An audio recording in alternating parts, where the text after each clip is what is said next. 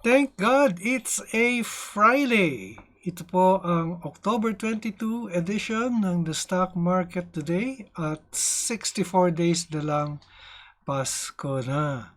Ito po ang inyong lingkod, Benji Chadoro. Ako po ay isang retired bank officer na nagsimula mag-invest sa Philippine stock market noong 2007 and I do this report daily which I started August of last year. I also report the latest news on your favorite and most active stocks. If you like the content, I invite you to subscribe to my channel.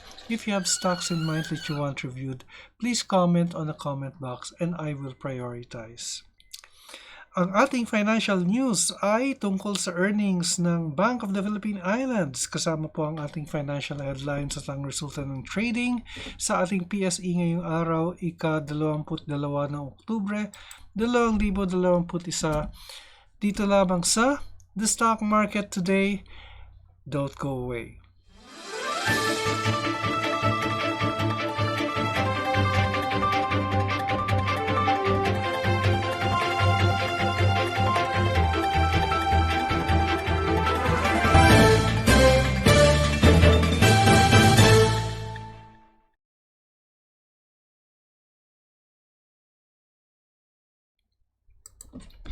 Okay, so let's start now with our financial headlines with BDO Securities. And in the macro news, DOH Level Alert 2 in NCR possible in coming weeks. Wow, ang gandang balita yan. At magiging merry ang Christmas natin. Let's take a look dito, no? Yung short news, no? The DOH said Metro Manila may be placed under a more relaxed alert level 2 in the coming weeks if the decline, conditional, if the decline in new COVID cases continues. The DOH reported only 642 new COVID-19 cases in Metro Manila and 3,656 new cases nationwide on Wednesday. Health Undersecretary Maria Rosario Vergeres said, if the number continues to decline, it is very possible that we can be de-escalated in the coming weeks. She added that at present, the 7-day average new cases is 1,156. Okay. And then government oil excise tax suspension to deprive government of 131 billion. Kailangan pa naman ng gobyerno ng pera ngayon, no? Kasi marami tayong gastos at down ng ating economy. I don't think they will suspend it. Kasi malaki mawawala sa government yan eh. And then in our sectoral news, is our main news, may earnings on BPI, up 3% year on year. And then Lead Shoe, office market showing signs of rebound. And then DOE sees continuous decline in Malampaya production. Then DNL exports account to 50% of future revenues. And then we have a new IPO, Medilines. 2 billion IPO gets PSE approval. I think the IPO is slated for next month. Okay, so let's take a look now at the BPI, courtesy of the Business World. BPI income up 1.8% as of September. This is as of the third quarter. BPI posted higher net earnings in the first 9 months of the year, even as its net interest, non-interest incomes declined from their year-ago levels amid lower provisions for loan losses. DIL-led bank's net income increased 1.8% year-on-year to 17.5 billion in the first 9 months from 17.3 billion in the same period in 2020. It said in a filing with the local bourse Thursday. The bank's net interest income in January to September period declined by 5.6% year-on-year to 51.2 billion. This as its net interest margin shrank by 21 basis points to 3.31% amid lower yields across its loan portfolios and treasury assets, BPI said. Meanwhile, the bank's non-interest earnings went down 7% year-on-year to 20.5 billion at the end of September due to weaker trading gains. This was particularly offset by the 27.2% climb in its fee income. BPI's revenues dropped by 6% to 71.6 billion at end September from a year earlier. On the other hand, total operating expenses increased by 3.5% year-on-year to 36.5 billion. Gastos to, no operating expenses. In the first 5 months, driven by the bank's investments for its digitalization, cost-to-income ratio was at 50.95%. The banks cut its loan loss provision by 49.9% to 13.3 billion as end of September from 20.5 billion it set aside for the same period last year. BPI's loans rose by 0.9% year-on-year to 1.4 trillion pesos as of end September, backed by an increase in mortgage, credit card, and microfinance credit. Despite this increase in credit, its non-performing loans or NPL fell to 2.73% from 2.98% a year earlier, while NPL coverage ratio improved 130.72% from 100.45%. Okay?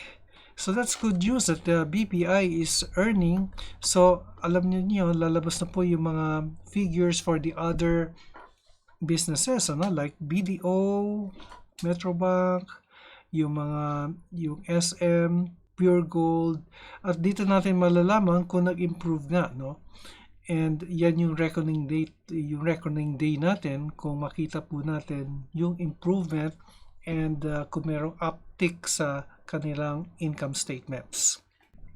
So now let's take a look at what happened to the trading today, Friday, at the PSE or the Philippine Stock Exchange and the Philippine Stock Exchange Index. Okay, the PSEI today lost 22.11 points, ended almost flat, no? That's 0.30% down.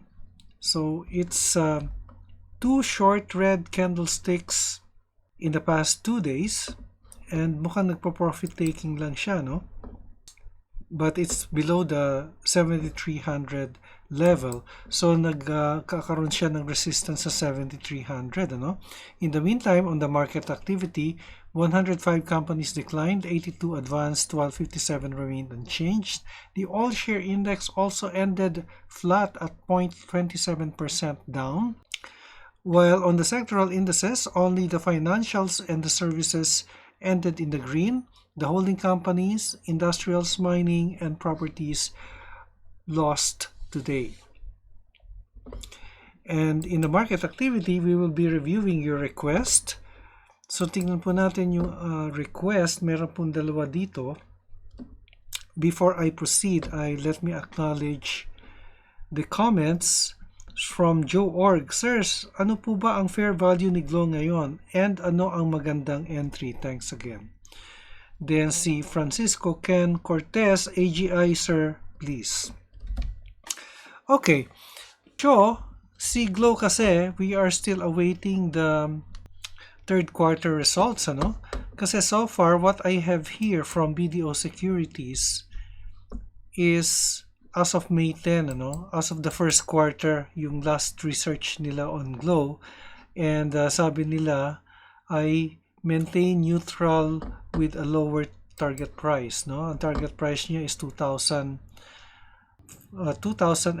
pesos. Yan po yung target price. Pero makikita po natin na mas mataas doon. Nasa 3,000 na po si Glow, no? So, sabi niya, create void earnings or the create low void earnings, mobile pressures persist.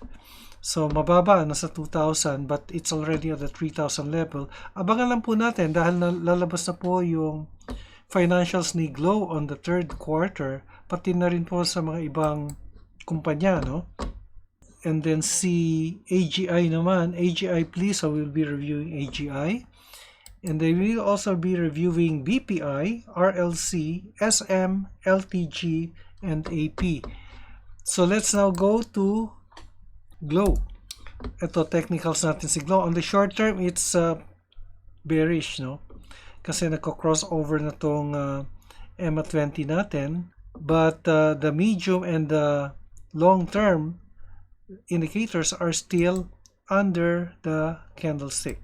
So, kung makikita nyo po, ang pinaka-support for glow ay nandito po sa area to. Yan po ang support for glow. But actually po, if I will be drawing a channel instead, gawa tayo ng parallel channel. Pataas po kasi si glow eh. Although yung fundamentals niya as of May 10 ay hanggang 2,000 lang, nasa 3,038. So yan po ang pinaka-channel ni glow. And since August of 2021, the stock has generally been moving up. Okay? So after glow ay AGI.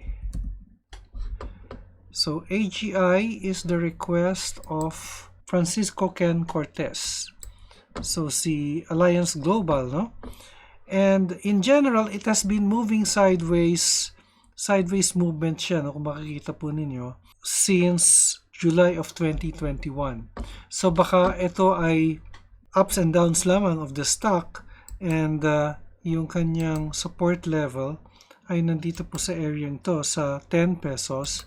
The resistance level ay nasa area to, 11 pesos. But perhaps, Francisco Ken, you can play the buy on support, sell on resistance ka, no? So, support is at 10, resistance is at 11. And computein mo kung kikita ka dito, no? On AGI. Okay, then BPI. Si BPI naman ay nagko-consolidate lang, although yung ating indicators are still under the candlestick, which would indicate a bullish trend. Yung next resistance level ay nasa area to, nasa 87 po. Pero kung titingnan po natin yung fundamentals ni BPI, ay ang target price po ni BPI is at 103, or approximately 20% upside, or 19 to 20% upside for BPI. Kaya po maganda pong bumili ng stock kung meron pong upside. Ngayon, after 87, the next resistance would be here at 90 pesos. Yan po si BPI. Pero per BDO Securities, nasa 103 po. Actually, nandito po sa area to eh. Yung area ng November 2019, yung target price niya. Okay? So that's BPI. Then RLC, tingnan naman natin si Robinson's Land. Wow, nagko-consolidate lang siya after a breakout here on October 18. It continues to consolidate. Let's see kung merong target price si RLC. Robinson's Land. Wala siya. Nandito. 23 pesos ang kanyang target price, or a 32% upside if you are buying now. Okay? In the meantime, ang kanyang resistance ay nandito po sa area to, nasa 18 pesos. 18 pesos and 35 centavos. If when I talk of support and resistance, these are not exact points, but these are areas. Then, matagal na natin hindi na-review si SM, so tignan naman natin si SM. Wow! Look at that. It's moving up. Although, in general, it has been moving sideways since June 2021. So, dyan lang po siya naglalaro. And if we will be drawing, let's draw a Darvas box nga. Yan po ang Darvas box niya, no? With a little, nagpo-protrude lang siya ng konti. But this has been the movement of the stock from August to present, no? Yan po, yung kanyang resistance is at 1034, which is the closing price today. And support is at 972. But as the economy opens up, we know that stock prices would continue to move up.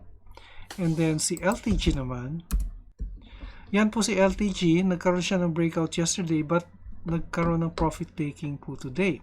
Now, may I share with you the study of BDO Nomura. May text pick po sila on LTG, no? The LTG group. After declining sharply in July, LTG had managed to form an inverse head and shoulders pattern. Ito yan, okay? Ito yung head, ito yung dalawang shoulders. Tingnan natin dito. Yan, ito yung head, ito yung dalawang shoulders. Yan yung sinasabi niyang head and shoulders pattern.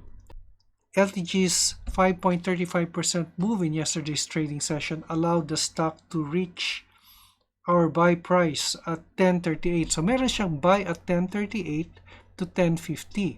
Should LTG continue to move its way up, then our target price of 13 pesos could be hit.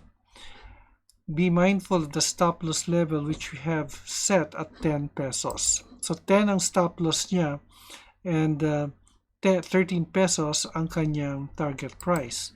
So kung titingnan po natin, ang nearest support ni LTG nandito po sa 9.33. Pero yung 10 pesos is closer here.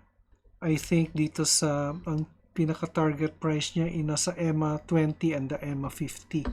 Kasi mga 9.80 po yung EMA 50 and EMA 20. Pero yung 10 peso target price, kinuha niya dito from the resistance here. 13 pesos pala is nandito po sa area to. Yan po. 12.96, so 13, almost 13 na po yan. Yan po.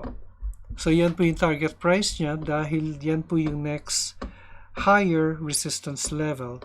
But there is a lower resistance level here at 11.34. And then finally we have AP. AP continues to be yan, bullish siya, no? And our pinaka-support level po ni AP nandito po sa area to.